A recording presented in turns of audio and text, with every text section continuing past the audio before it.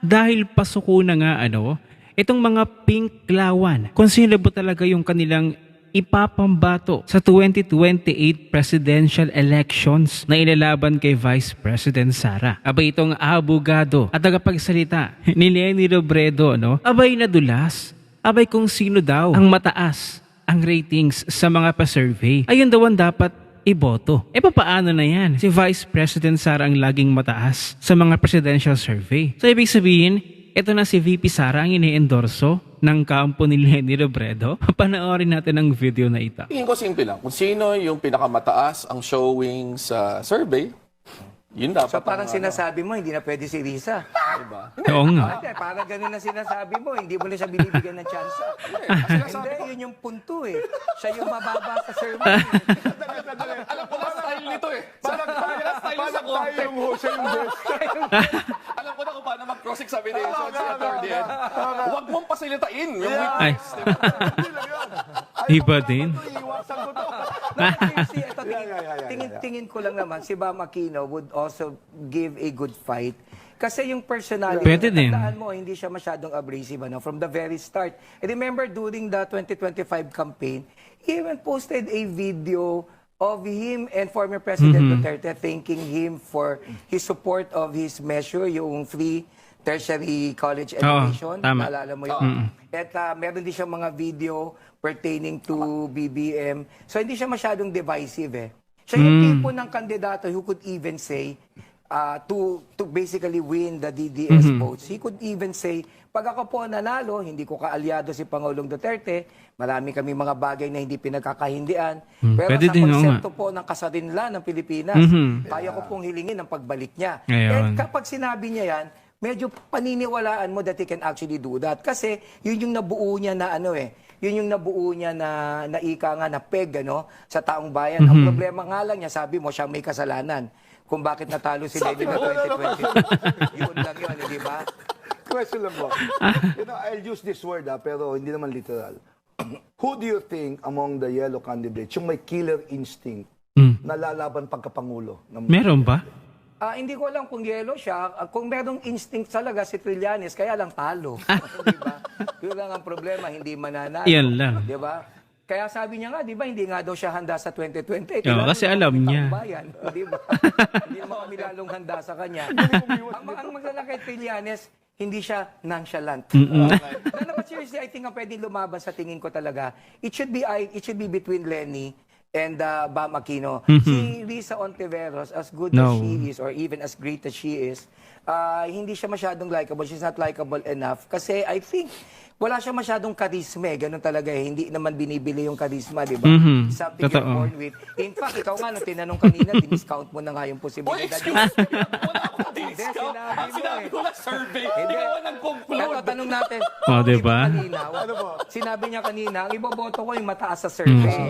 Mababa Diba? si Lise. Alam ko lang, Sinabi yun, di ba, kanina? Napanood nyo at sinabi ni Attorney Barry Gutierrez kung sino daw yung mataas ang rating sa mga presidential survey.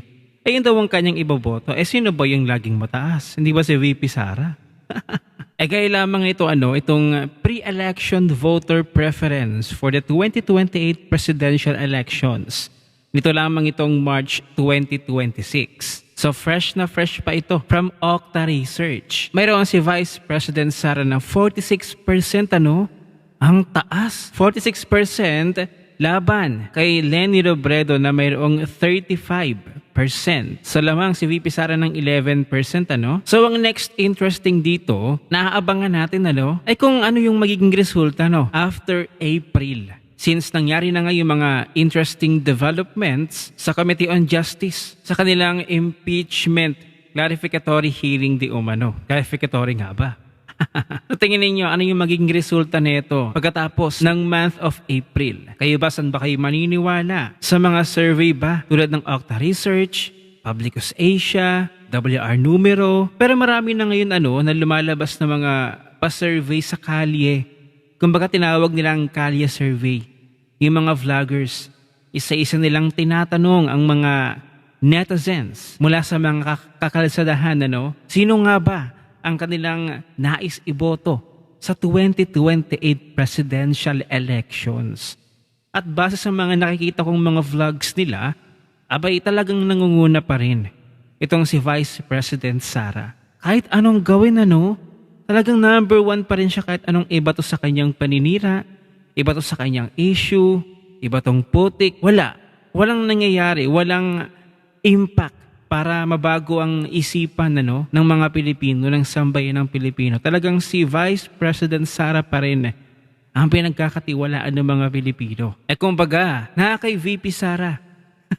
Hawak ni VP Sara ang beat. Kasi naman yung buong gobyerno, yung kalakasan ng gobyerno natin ngayon, talaga namang full force na ibinabalandra na kay VP Sara. Pinagtutulungan si VP Sara. Yun nga lang sayang ang pera. Ang laki na ng gastos laban kay VP Sara, pero si VP Sara pa rin ang gustong-gusto ng sambayan ng Pilipino. Na parang nasisira na nga daw ang ulo ng mga tao ni Mr. President. Talagang lahat gagawin ng mga supporter ni Mr. President. Huwag lang maging Pangulo si VP Sara. Talaga nga naman, dito natin mapapatunayan, nag-iisa lang si VP Sara pero nasa kanya talaga ang beat. Kumbaga, Vice President Sara, you are unbeatable. At talaga naman ang mga supporter din ni VP Sara ay hindi nagpapatinag. Ngunit sa kabilang banda ay naghahangad pa rin ng katarungan ng hustisya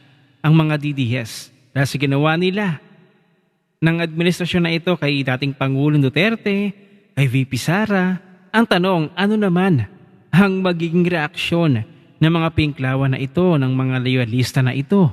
What if yung ginagawa nilang ito kay VP Sara ngayon ay siyang gamitin din ni VP Sara para mapakulong sila at mapatunayan na yung kanilang mga bank accounts ng mga buhayang kongresista na ito ay punong-puno ang kanilang mga bank accounts ng pera na nagnakaw sa pera ng taong bayan. At alam ko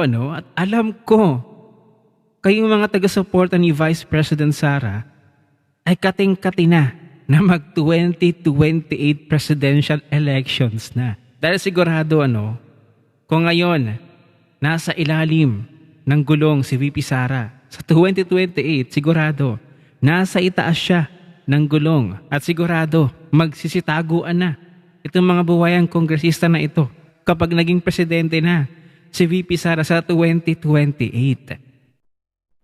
Kayo ba? Ready na ba kayo sa 2028 elections? Abay, i-share mo na ang video na ito. Mag-iwan ng comment at like dyan sa ibaba at magkita-kita ulit tayo sa susunod na video.